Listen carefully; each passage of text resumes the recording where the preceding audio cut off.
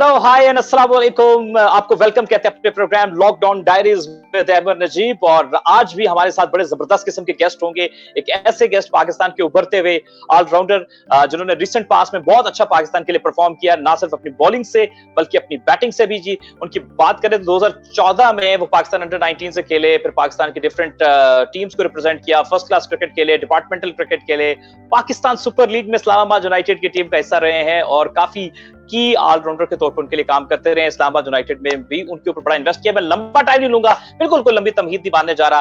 आज हमारे साथ जो हमारे गेस्ट मौजूद हैं हमारे इस प्रोग्राम में, वो हैं जी अम्माद भट्ट। और अम्माद भट्ट से हम उनको बाकायदा वेलकम कहते हैं प्रोग्राम में। अस्सलाम वालेकुम अम्माद एंड वेलकम। जी वालेकुम सलाम जी नजीब भाई, thank you so much sir, thank you very much.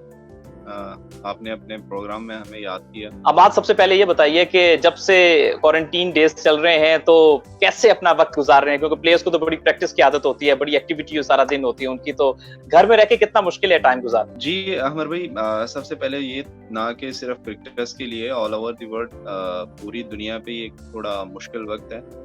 इसको गुजारना जो है वो बड़ा मुश्किल है, लेकिन ये है कि साथ साथ जो कि एज ए प्लेयर हमें अपनी फिटनेस का ख्याल रखना पड़ता है। तो उसके लिए हम जिम वगैरह जो है घर में वो सेटल कर लिए हैं चीज़ें, तो फिटनेस का ख्याल कर रहे हैं।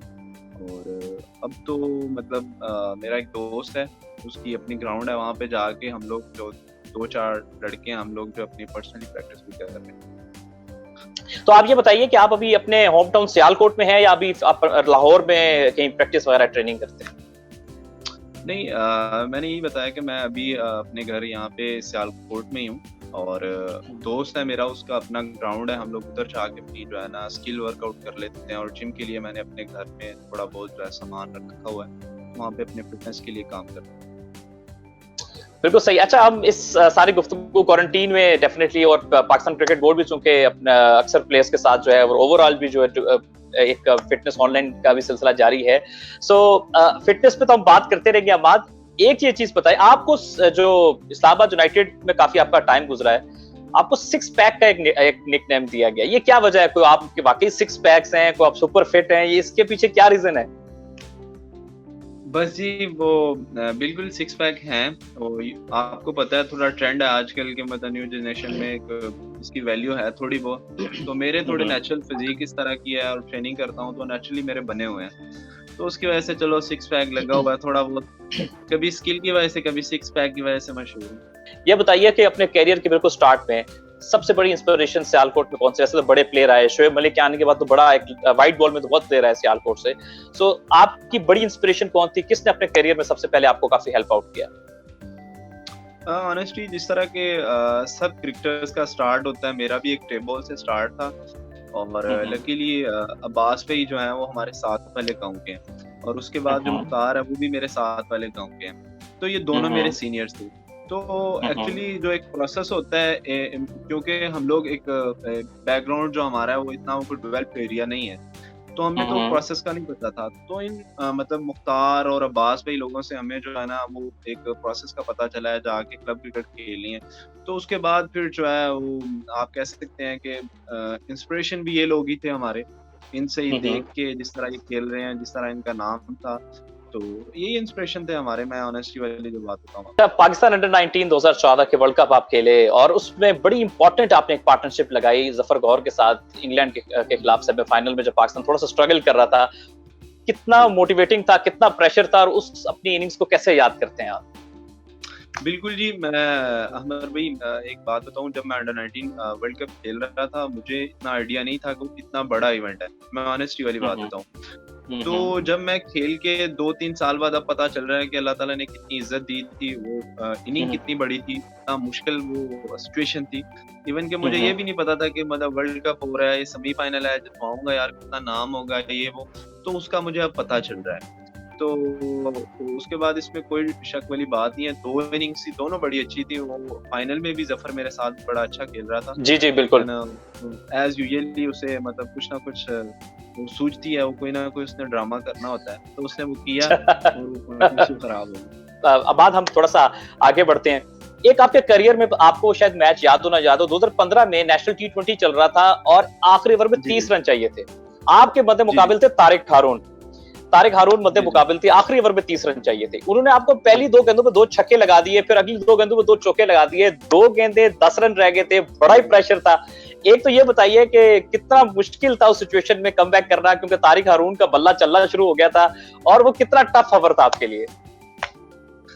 अमर भाई, उससे पहले मैं ये आपको बता दूं, मेरा वो पहला डोमेस्टिक T20 टूर्नामेंट था, और उससे पहले मैं बहुत फॉर्म में था, मतलब बॉलिंग वगैरह मुझे बहुत हाईली रेट कर रहे थे। तो मुझ पे थोड़ा प्रेशर भी था कि यार मैंने यहाँ पे परफॉर्म करना है, तो पाकिस्तान टीम में आना है। तो तारिक भाई से मैं मतलब जो बॉलिंग कर रहा था, वो मैं एक्सपेक्ट नहीं कर रहा था कि इस तरह का वो मतलब हैवीली मेरे पे आएंगे। तो जब 2 बॉल पे 10 रन रह गए, तो शोएब भाई कप्तान थे, वो कॉन्फिडेंस भी देते थे, और वैसे भी उनके अंडर खेलते हुए हमें कॉन्फिडेंस ही होता है, प्रेशर कम नहीं होता है। तो बस अल्लाह पे ही था, या अल्लाह बचा ला, जब अल्लाह मालिक है, अग्गू कुछ नहीं कर रहे, पुरानी गलती कोई आगे आ गई है, उसके अलावा तो कोई बात ही नहीं थी। खेल अच्छा रहे थे वो तारिक भाई जो है, तो बच गए। लेकिन ये पता है उसके बाद होटल में जाके मैंने कोई 20 मिनट सीढ़ियां की हैं, ये मुझे याद है। अच्छा, बिल्कुल सही है, क्योंकि एक्सपीरियंस प्लेयर थे, डेफिनेटली आपका स्टार्ट था डोमेस्टिक में, वो बहुत ही सालों से क्रिकेट खेल रहे थे तारिक हारून। सो हम थोड़ा सा आगे चलते हैं, आपके इस डोमेस्टिक मैच को उससे आगे लेकर के चलते हैं, और आपके इस्लामाबाद यूनाइटेड के, बल्कि इस्लामाबाद यूनाइटेड के सफर से पहले एक बड़ी इंपॉर्टेंट बात जो मुझसे रह जाएगी, 2016 में आपको पाकिस्तान के T20 स्क्वाड में बुलाया गया, जब सरफराज अहमद का वो T20 डेब्यू भी था उस टूर्नामेंट में। एक तो वो कि आपका वो T20 टीम में नाम आना, और उसके बाद फिर बगैर खेले हुए ड्रॉप हो जाना, ये कितना टफ होता है किसी भी प्लेयर के लिए इस सिचुएशन से आगे गुजरना? अमर भाई, मैं थोड़ी बात आपने अनकम्प्लीट की है। आप कहें कि टीम में नाम आना और फिर रूम में सोया रह जाना, आप इस तरह इसको किस तरह लेते हैं? तो बस मेरे ख्याल से मेरा ये ख्याल है कि अल्लाह ताला के हर काम में कोई ना कोई बेहतरी होती है, और मैं ऑनेस्टी वाली बात करता हूँ, शायद मैं उस वक्त खेलता और मैं खेल के इतना पीछे चला जाता कि मुझे कोई याद ही ना करता। तो एक उसको मैंने नया चैलेंज लिया है कि टीम से ड्रॉप हुआ हूँ, तो इंशाल्लाह मेहनत की है, अल्लाह ताला ने उसका रिजल्ट भी दिया, अभी दोबारा फिर टीम में आया हूँ। तो आपको पता है ऐसे प्रोफेशनल ये अप्स डाउन्स कैरियर में आते रहते हैं, तो उसको एक चैलेंज ही लेना होता है, और हार्ड वर्क करो, तो अल्लाह पे बिलीव रखो, बेहतर ही होता है। अच्छा, अब हम इस्लामाबाद यूनाइटेड की तरफ आपके सफर की बात करते हैं। इस्लामाबाद यूनाइटेड ने यहाँ पे काफी इन्वेस्ट किया, पहले सीजन में आपको बीच-बीच में मौका दिया, फिर हमने देखा कि जो सीजन बढ़ते चले गए, उन्होंने आपकी सलाहियत पे भी एतबार किया और आपको मौका भी दिया, और आपने परफॉर्म भी किया।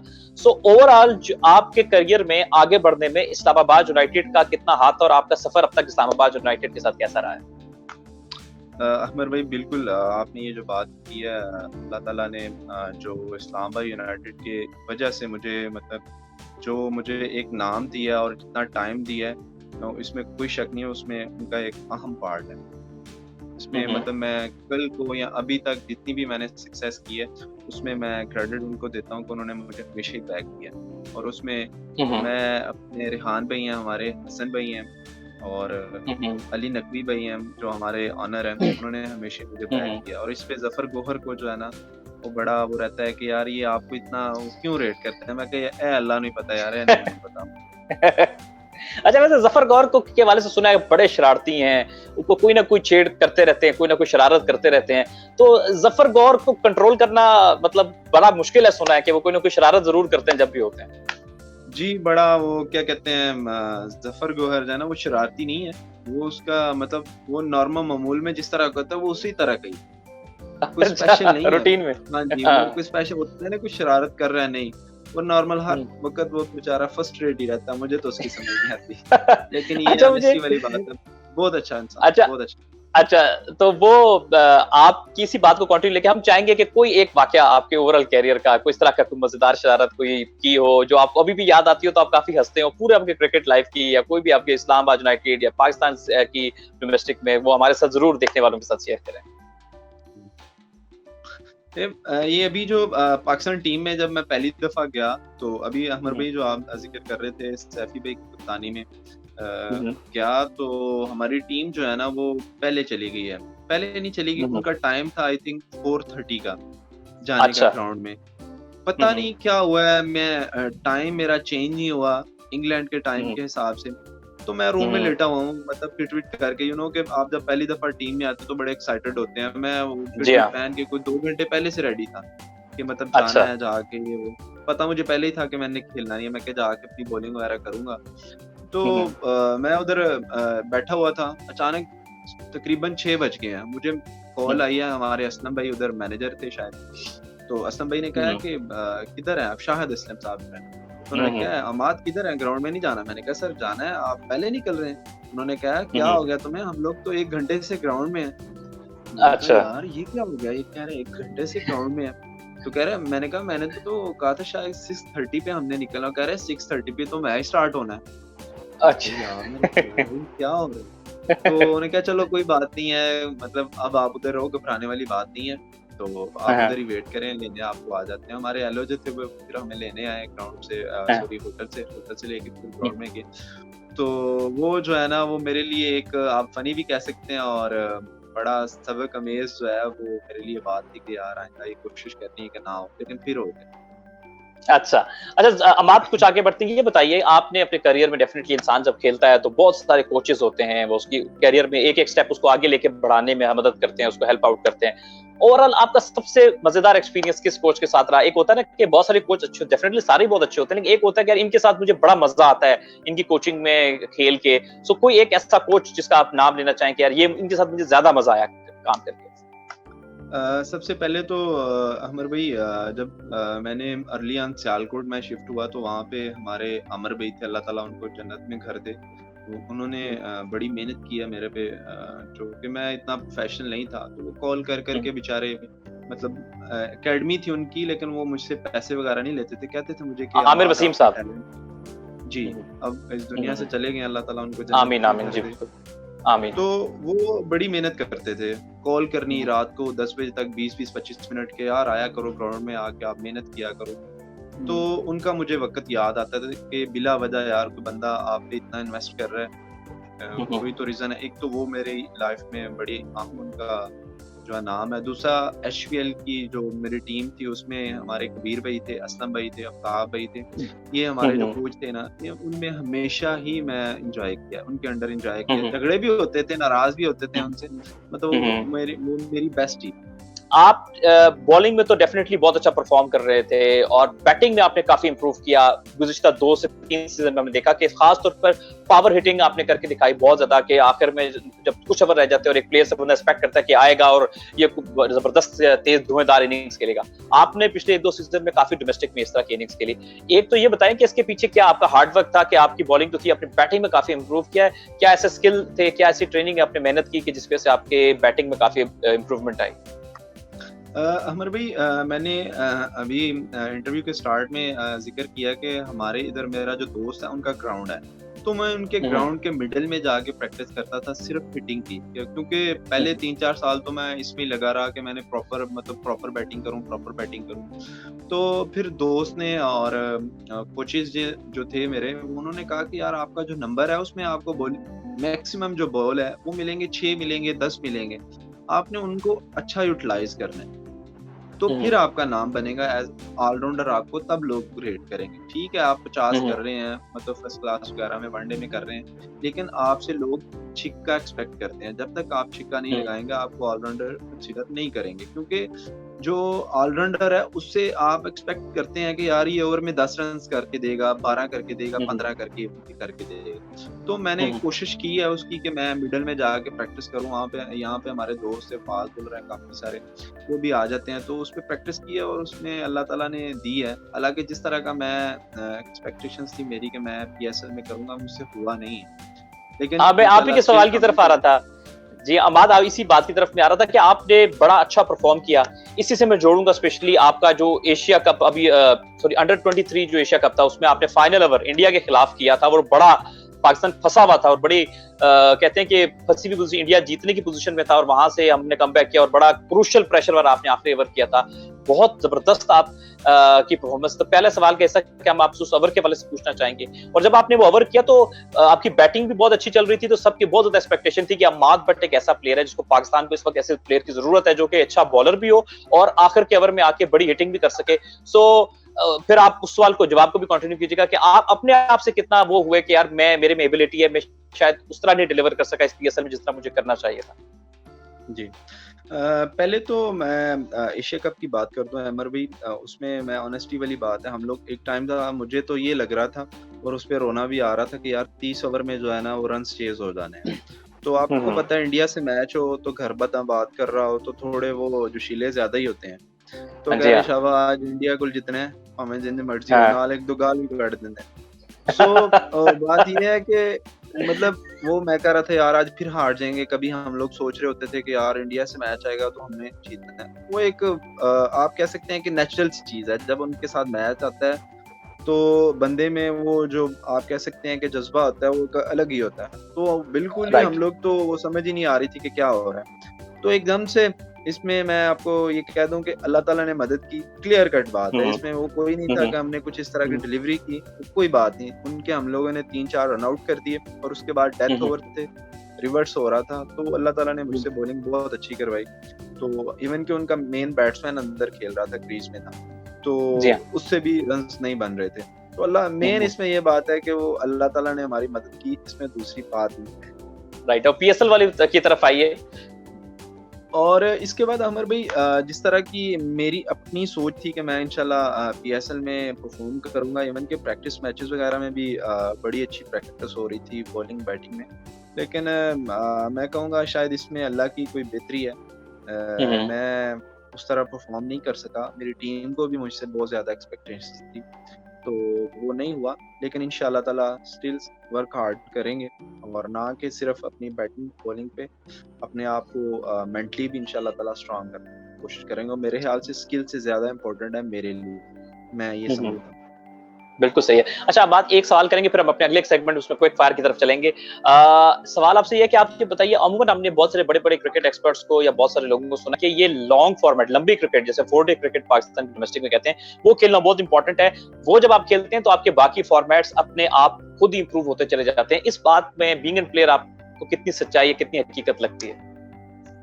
अमर भाई ये मैं आपको ऑन रिकॉर्ड कह दूं, शायद हम प्लेयर्स जो है ना वो जब कोई इंटरव्यू दे रहे होते हैं तो हम लोग कहते हैं कि यार ये जो है ना असल क्रिकेट तो जो है ना वो टेस्ट क्रिकेट है, तो इसमें दूसरा हम्म। शक नहीं है। एज ए प्लेयर हम लोग एंजॉय नहीं करते उसको, लेकिन इसमें शक हम्म। नहीं है, रियलिटी यही है कि जितनी इंसान की क्रिकेट जो है ना वो टेस्ट इम्प्रूव करती है, कोई क्रिकेट इम्प्रूव नहीं करती। आप 4 डे खेलेंगे, आपकी बॉलिंग इम्प्रूव होगी, आपकी बैटिंग, आपकी फील्डिंग, हर चीज आपकी इम्प्रूव होगी। मेरा मेरा ये ओपिनियन है, मैं इससे एग्री करता हूँ।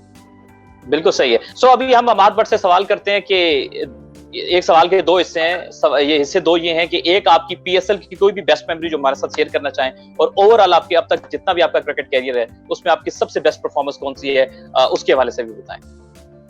मैं अमर भी कह रहा हूँ कि पीएसएल में मेरा मतलब इस तरह का कोई मतलब किरदार नहीं रहा था कि मैं अनफॉर्चुनेटली टीम को मतलब जितवा सकूँ, लेकिन ये इस सीजन मेरा मतलब सुल्तान के अगेंस्ट, जो मुल्तान सुल्तान के अगेंस्ट मैंने जो बॉलिंग की है, 4 आउट किए थे।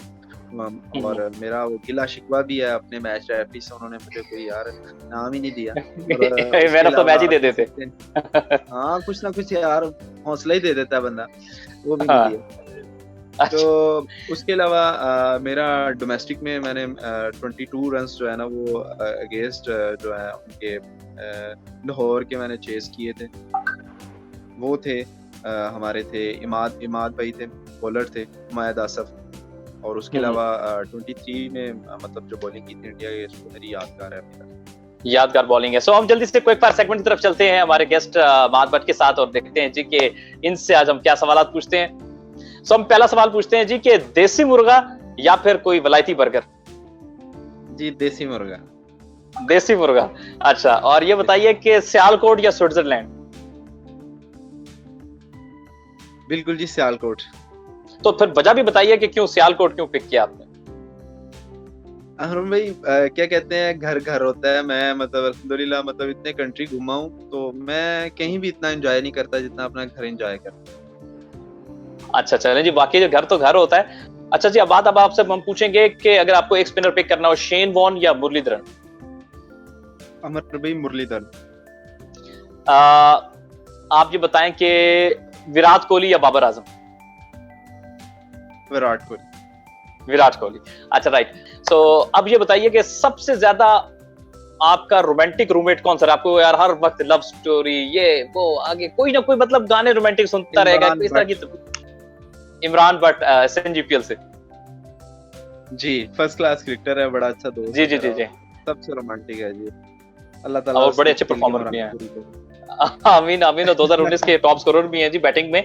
अच्छा, इसके साथ ये बताइए कि ओवरऑल पूरे करियर में सबसे ज्यादा शरारती कोहली कौन सा रहा क्रिकेट में? जी जफर गोहर रहा है मेरे ख्याल से, मैंने तो इससे ज्यादा शरारती नहीं देखा अभी तक, तो नहीं देखा। अच्छा, और ओवरऑल सबसे बेस्ट सिंगर कौन सा रहा है जिसने आपके सबसे अच्छी आवाज आपने देखी हो अपनी रूममेट्स में? इसको आप अमर भाई इसको इस तरह ले ले, सबसे बुरी आवाज भी आप कहेंगे कि जफर को बार बार बीच में ले रहे हैं, जफर की है। क्योंकि जफर मैंने उसको सुना हुआ है, एशिया कप में उसकी मैंने आवाज सुनी हुई है माशाल्लाह, बहुत जो जिसे कहते हैं ना कि दर्दनाक है वो ही है उसको। दर्दनाक, यानी उसको बंदा किसी को इरिटेट करने के लिए जो है वो बुला सकता है इजीली जिसके साथ इजीली। आपका कोई, आपको समझ रहे हैं कि कोई फड्डा चल रहा लड़ाई है, झगड़ा को मसला चल रहा है। कोई मसला अच्छा नहीं। अच्छा, एक आदत को रूममेट होता है जो बहुत तंग कर रहा है, उसकी आदतें बड़ी अजीबो गरीब होती हैं, रात को लेट लाइट ऑन कर देगा या अजीबो गरीब, क्या आपसे तंग, यार किसके साथ मेरा कमरा शेयर हो गया, इसके साथ नेक्स्ट टाइम मैंने कमरा शेयर नहीं करना। कोई ऐसा एक तंग करने वाला रूममेट कौन सा था? अकबर भाई पहले 1-2 साल रहा है, मतलब आप कह सकते हैं मतलब अर्ली ऑन होता है कि बंदे को इतना पता नहीं होता, एक दूसरे के साथ एडजस्ट करना मुश्किल होता है। तब तलत था, उनके साथ मेरी बड़ी अच्छी अंडरस्टैंडिंग है, इवन के दोस्त हैं हमारे बड़े अच्छे, हम लोग रूम भी शेयर करना हो तो उनके साथ करते हैं। तलत अर्ली ऑन हम मतलब तलत के साथ हमें इशू होता था कि यार तलत बड़ा यार औखा काम है, तलत दिन आ रहना है यार, लेट सोता है, लेट उठता है, तो मतलब उनके साथ इशू होता था। बिल्कुल सही है। अमाद, ये बताइए ओवरऑल अपने कैरियर में कि सबसे मुश्किल बॉलर जो आपने खेला हो, सबसे मुश्किल बैट्समैन आपको अब तक लगा हो, और ये 2 सवाल के जवाब देना अपना आखिरी सवाल आपसे करते हैं। सबसे मुश्किल बैट्समैन जो है वो मुझे सलमान भाई लगते हैं, सलमान बट जो है वो बहुत मुश्किल लगते हैं। और इस दफा बल्कि 2 आप कर ले, इसमें 2 ऐड कर लें, एक अजहर भाई हैं, अजहर अली जो थे 4 डे में, और सलमान भाई, ये बहुत मुश्किल लगते हैं यार। इनको बॉलिंग की है मैंने, ये तो मतलब आप कह सकते हैं टीम से निकलवाने वाला काम। अच्छा, स्ट्रॉन्ग तगड़े प्लेयर हैं। और फिर ये बताएं कि सबसे मुश्किल आपको बॉलर कौन सा लगा बीइंग इन बैट्समैन? सबसे मुश्किल जो बॉलर है वो मुझे अहमर भाई सुहेल भाई लगे हैं, सुहेल तनीर जो है, उनको मैं खेला हूँ, मुझे सबसे मुश्किल। अच्छा, जरा डिफरेंट ऑर्थोडॉक्स सेक्शन है उनका। और फिर एक प्लेयर माजी से जिसकी आपकी ख्वाहिश हो कि यार कि इसके साथ मैं खेलना चाहता हूँ, या इसके साथ मैं खेलूं, मेरी ख्वाहिश है लाइफ टाइम की, तो वो कौन सा है? आप इसको इस तरह बेशक अमर भाई ले लें कि मेरी जो ख्वाहिश थी वो हाशिम भाई लोगों के साथ मिलने की थी, उनको मैं मिला T10 में, हाँ अल्हम्दुलिल्लाह उनको मिला हूँ, उनके साथ मेरी ख्वाहिश थी, उनको मिला हूँ। और उसके अलावा आप इसको ये भी कह सकते हैं कि कौन से अब प्लेयर्स हैं, अब ये ऑल ओवर द वर्ल्ड जो बेस्ट T20 के प्लेयर हैं, जैसे ये रॉय वगैरह हैं, रॉय है, क्रिस गेल लोग होते थे, रसेल है, मेरी ये ख्वाहिश होती है कि इनके साथ कभी खेलूं, बाकी अल्लाह को पता है कब क्या हो जाए। जी हाँ, बिल्कुल ऐसा ही है, बिल्कुल ठीक है।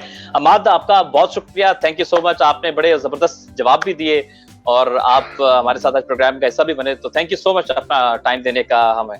जी thank you so much Ahmad भाई, थैंक यू सो मच जी, आपने अपने प्रोग्राम का हमें हिस्सा बनाया, हमें इस काबिल समझा, बहुत शुक्रिया, थैंक यू सो मच, बहुत एंजॉय किया। Thank you. I hope viewers कि आपको हमारी आज की ये प्रोग्राम की episode lockdown diaries with Ahmad Najib हमारे अमाद बट गेस्ट के साथ पसंद आई होगी। आप मजीद ऐसी वीडियोस देखना चाहते हैं तो भाई क्विक विक को देखते रहिए।